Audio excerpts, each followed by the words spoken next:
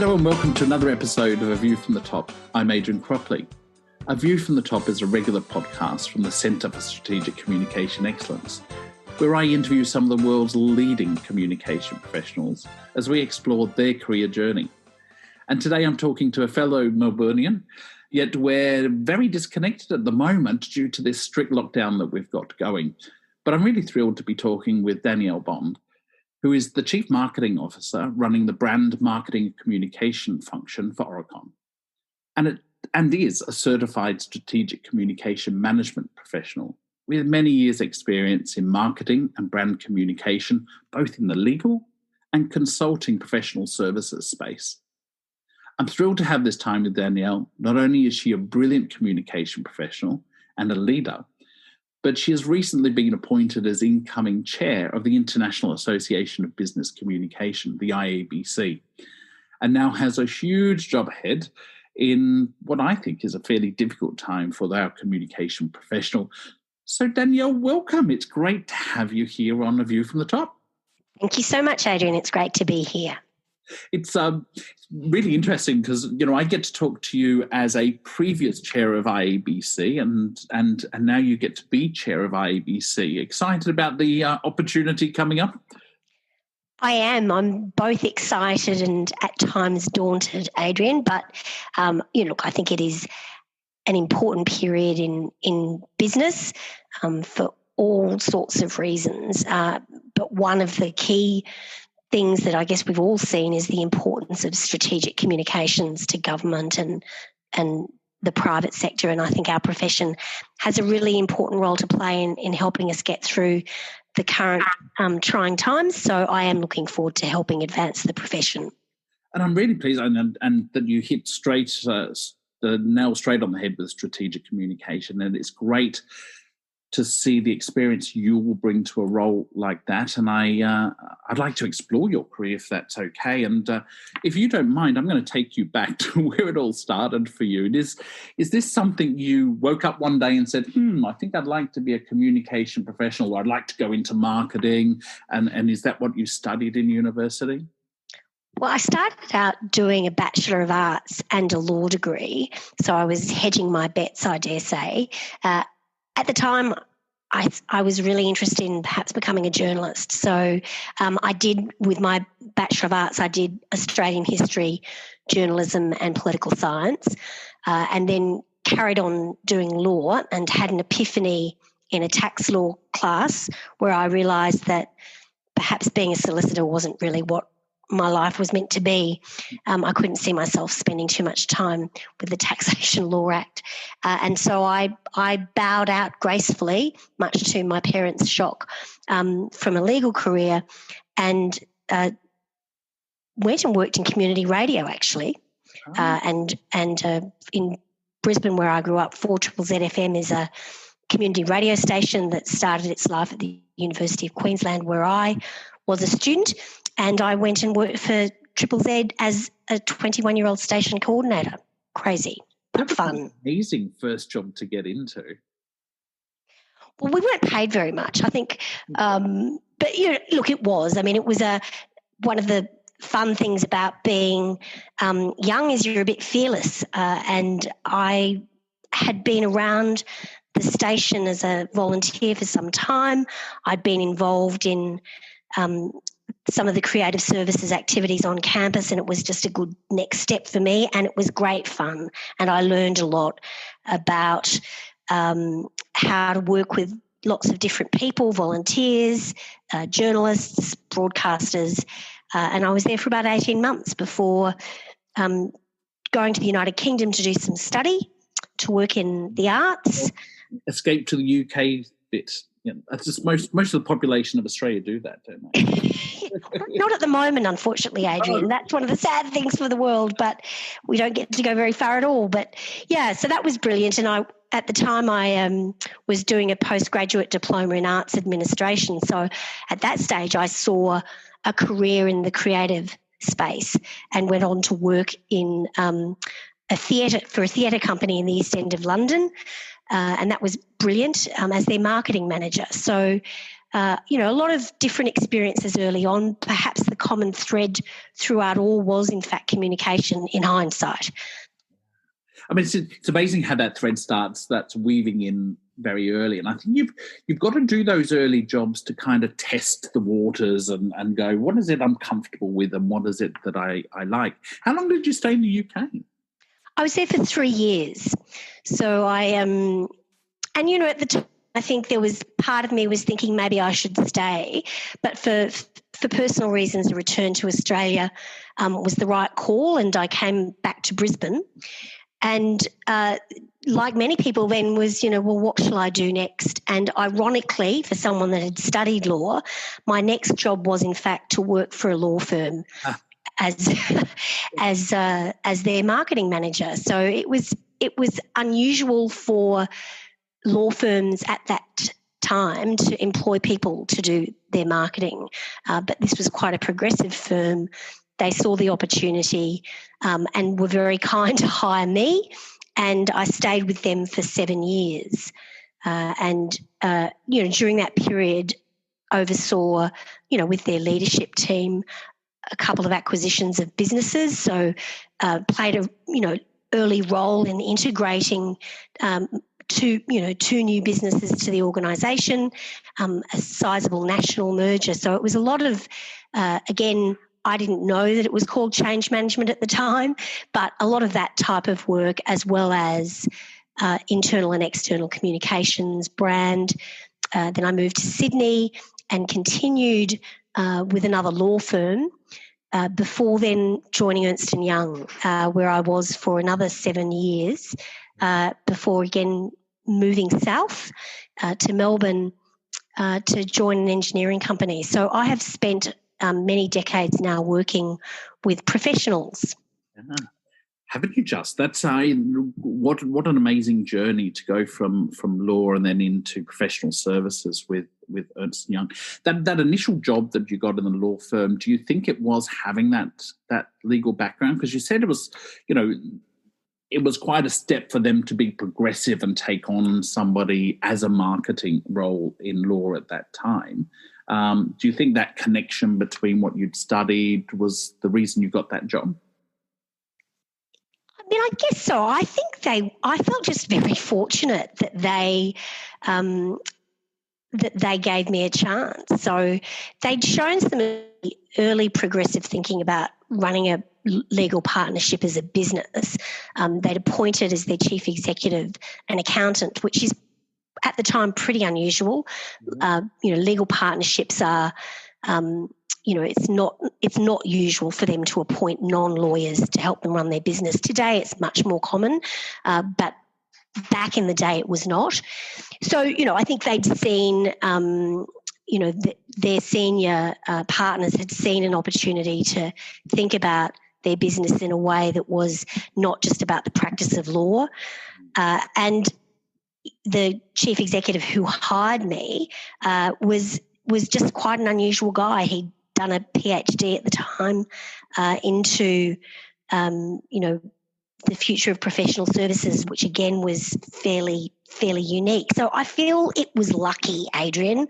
I don't, and perhaps a lot of people might experience the same thing as me, which is I was fortunate to have the right opportunity present itself to me and I took advantage of it.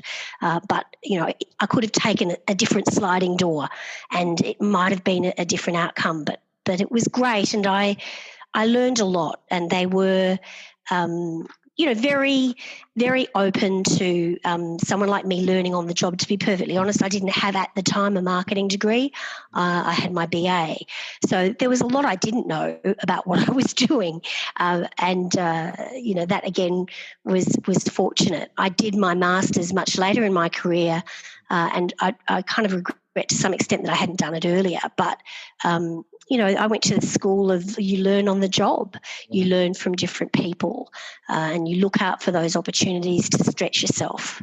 And that's good. And I think looking out for those opportunities is absolutely critical. And particularly because you've had some decent stints of time in organisations where you've been able to ground yourself and do projects, and as you were saying, you immersed yourself into things like change, which, was a big thing when you were doing mergers and acquisitions and those types of things.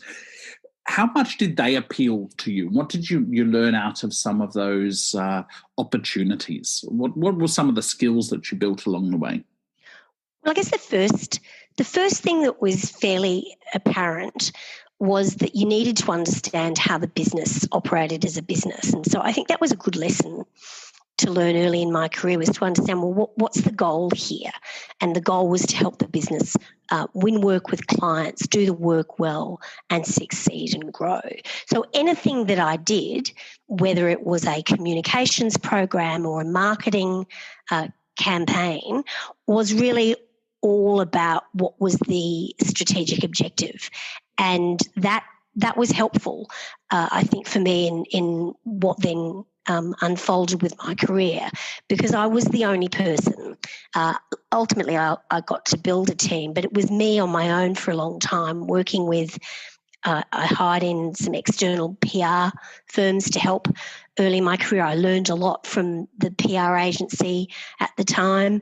I partnered with different parts of the business to learn more about how does a law firm go about building relationships with clients? How do they win work? And it's very much a relationship marketing environment. So again, I was involved in winning work activities, building proposal approaches and early bid design and content development. So that just fearlessness perhaps that comes with being young, that you just give it all a go. Absolutely. And and it also feels like a natural fit when you then move into the world of professional services, because you've had some of that background and that grounding. So in your work with Ernst & Young, you then developed a team, so you went into much more of a leadership role? Yeah, so the transition from being a sole operator who's capable to then leading a small team to then I was leading a team of 60 at one stage, and that was a massive change for me. So, I was hired into EY, again, ironically, given my tax law experience that saw me leave the law, I was hired as their tax marketing manager.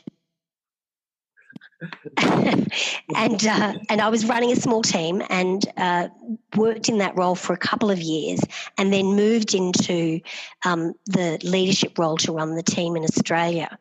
So, I was, again, fortunate to have good people to mentor and help me because it was a difficult transition. I think as anyone who's gone from running a team of 4 to running a team of 60, making that shift from a doer to a leader, for some is easy. For me, it was a big learning curve, and for the people that worked for me during that learning curve, thank you for your understanding and support.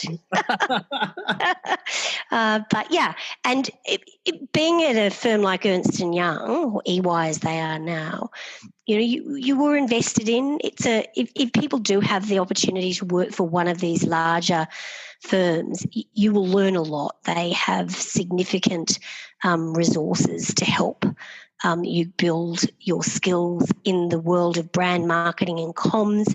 You're a member of an international team, and that was a wonderful experience, being able to tap into people all around the world who have faced similar challenges to you, and being able to reach out and ask for help and advice. In a way, it's a bit like the IABC, Adrian. That ability to plug into that international network, for me, has been a huge contributor to any success I've had.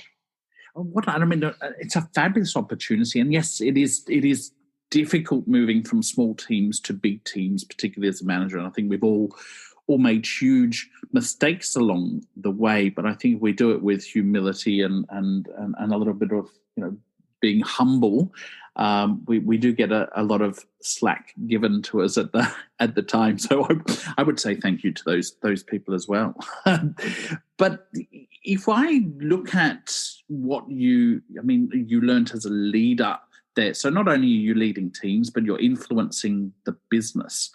I'd like to kind of segue a little bit into being a senior woman in a communication or marketing function in an organisation. What were some of the challenges along the way in your career? And did you get them, or was it that you worked in organisations that were really good? Look, I had some good and some not so good experiences. I guess the first thing that was, and I don't think unique to anybody doing our sort of work, but being a communicator inside a firm of lawyers or a firm of accountants or a firm of engineers, you're working with people that don't really understand what you do, and so there's a gap there in sometimes appreciation for the different skills we all bring to the table. So, there is definitely a need for you to engage and show how you can contribute. And the thing that I would, when I reflect on when it went well versus when it didn't go so well, were a couple of things. One was just the ability to put yourself in somebody else's shoes and to influence and frame through that, rather than, you don't often have positional authority in these types of roles. So you have to be able to influence through good listening and empathy and appreciating the bigger picture and the job to be done for the organisation. So that would be one lesson. Look, the other is, I don't think I appreciated it at the time, but as I reflect back, I was more often than not the only woman in the room in leadership circles for many, many years. And it was strange, and there were some differences of style and approach, which at the time I didn't really understand why I found it so difficult. But with the passing of time, I can see that it would have been, I think, a lot easier had it been a more diverse work environment earlier in my career. But that wasn't the case. I'm pleased that today it's more often than not, I'm definitely not the only woman in the room, and that's a great thing. But I do reflect on what diversity and more importantly inclusion means for work cultures, and I see it through my lens of gender, but I know that many others see it through other lenses, and that's a huge challenge, and it will, until we can overcome those things. I think organisations are the worse for it because they don't have a diverse enough group of people, diverse enough thinking to help solve many of the complex challenges they face. And do you think that we still suffer as a communication profession? Because, diversity are absolute challenges that we face across the board now, but also there is that understanding of what communication is and what it does and the value it brings to organisations. And for as long as, you and I have been around, that we've made progress, but I still think we've got a long way to go in people just getting how important it is for an organisation. Oh, look, I completely agree. When I was functioning more as a marketing person rather than a broader brand marketing and comms person, I used to cheekily say to people, we do a bit more than weddings, parties and everything, because there was definitely the perception that you get marketing involved to organise the events and, zhuzh it up and get a good invitation out and, that sort of thing, yeah? And I think in communications, it's easy for people to say, oh, just send that deck to the comms team, they'll fix it, or they'll hone a well-crafted piece of content. And we can do all of those things, of course, and all of those things, a lot of skill and abilities are brought to the table in doing that well. But, as we've shared earlier, Adrian, that doesn't necessarily mean that you're getting the outcomes that the business needs. So I think that it is partly our responsibility as well as the organisations, but it's our responsibility to show the business acumen that we have and our positioning of what we do inside that broader context. And, if we don't do that, then we will stay valued, but not as valued as we could be. Yeah, totally agree. And it's if we think about what we learn in our career journey, there's all of those things that we can add the value to, but we often get pulled back into that tactical stuff. And I keep seeing this happen for people. What would be some of your words of advice for up and coming communication professionals to really demonstrate their strategic value? A good place to start is by asking really good questions. Yeah. So I think you can be pulled into a meeting and you can immediately see, because you're a quick study, you've been doing this for some time, you can immediately see the tactical solutions available to help solve or, achieve the outcome that is perhaps the subject of the conversation. But if you dive straight to there, you are positioning yourself as a tactician only, and you're also potentially really missing some key points. So always be prepared, do your homework, and ask good questions that demonstrate that you want to understand, and indeed you do understand, the broader context. I think that would be number one. The other is really, and I've learned this over the years in leading my team as well, because we're always busy. There's always more demand for what we can do than there is capacity. So we have to make really good choices. And we've all heard the mantra that you often get judged on the things you say no to. And I think that is without doubt very, very true.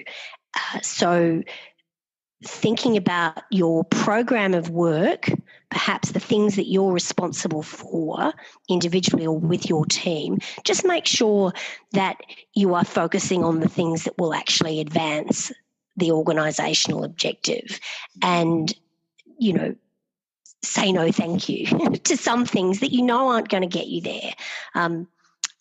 I don't know that's... It's easy for me to say that. I know it's quite difficult, because if you don't have influencing ability yet in your career, you might be junior, you might find it harder to influence that agenda. I know that can be challenging, but in my experience, most organisations, or at least the ones that are the good organisations that you might want to stay with and build your career with, do understand choices are at the heart of how they succeed. And so, I would, in hindsight, have left one of the organisations that I work for. They will remain nameless, but we haven't named them yet, so there you go. I would have... there was a time where I felt like I was hitting my head against a brick wall and I wasn't getting anywhere, and truthfully, I wasn't. And it wasn't until I left that organisation and went somewhere else that I realised, it wasn't me, it was the organisation. So also my advice would be, go where your skills and ability will be recognised and celebrated and advanced. Don't stay where they're not. 3 really good tips there is ask good questions, make good choices, and go where you're appreciated and valued. And it's one of those things, when I am coaching people, that I often advise is know when to walk away from a job, know when to say, this is not giving me what I want, and I'm not able to influence this organisation. It's we could take it back to the financial terms, is you walk away from the investment. If the investment is not paying off, don't stay. Totally right. It's a funny thing, isn't it? But it takes a while to realise that if you do want, you may not be clear on what you'd like to get out of your career. It might be that you just know you want to wake up every day and go to work, either physically or virtually, and have a good time, feel appreciated, and frankly, that's fine. And if you're not experiencing that, then you need to look around. And look, it is harder to do when you're younger, isn't it? We all kind of get in there and go, no, we've got to stay there, and this is where we're learning and so on. But I think as you get a little bit older, making those choices get a little bit easier because you've had that experience. Danielle, thank you so much for sharing with me today. I can't believe it's getting towards the end of our episode. But I'd like to just allow you to give, one piece of sage advice you would give to anyone about navigating their career from something you've learned along the way. What would be the one piece of sage advice you would give? Be curious and always make time for learning. Fabulous. Thank you so much, Danielle. I cannot believe it's gone so quick. But thank you for your time today, and thanks everyone for joining us in this episode of A View from the Top. And I look forward to catching up with you all next time. Thank you. Thanks, Adrian.